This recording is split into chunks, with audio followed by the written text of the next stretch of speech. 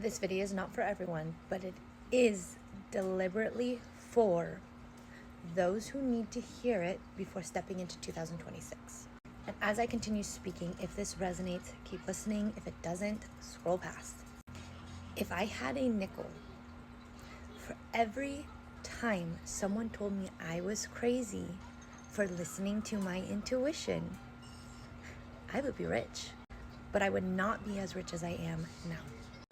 Rich in money, rich in opportunity, rich in fulfillment, rich in manifesting all I had desired on a deeper level than my bank account. And as I reflect back, quite literally, on some major pinnacle moments in my life that I had the intuitive bing, I told my friends or my family, I'm doing this. And they looked at me like, what? How is that possible? Like, are you okay? I realized that there is a key theme which I want to share with you. One, your intuition is a God-given gift. It is your divine discernment. It is your divine compass. If you are disconnected from it, which so many of us experience earlier on in life as we're being shaped, as we're learning to understand who we are, you've already lost. But you can get it back. There's like a plethora of ways. Like, look at my bio, follow other mystic, blah, blah, blah. There's so much. What matters is that you're being intentional about it and you're having the drive to do so. 2, people will always project. Sometimes projection will hype you up, but a lot of times that projection is stemmed from your life defying someone else's expectations of you or what is possible for them. That is not yours to take on as your own. That is something for them to resolve themselves. Know the difference.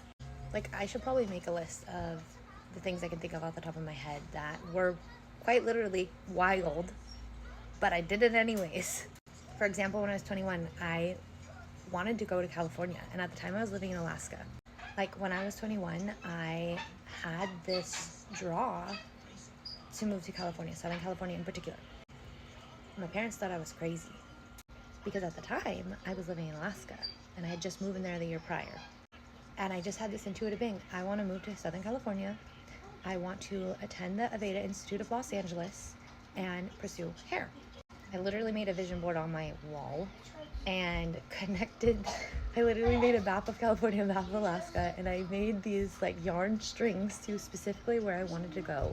One to the Aveda Institute and another one to Newport Beach, which is actually where I was born. 21 years old. My father looked at me when I said, I'm going. I got accepted into the school. I'm moving. He told me that California was going to chew me up and spit me out.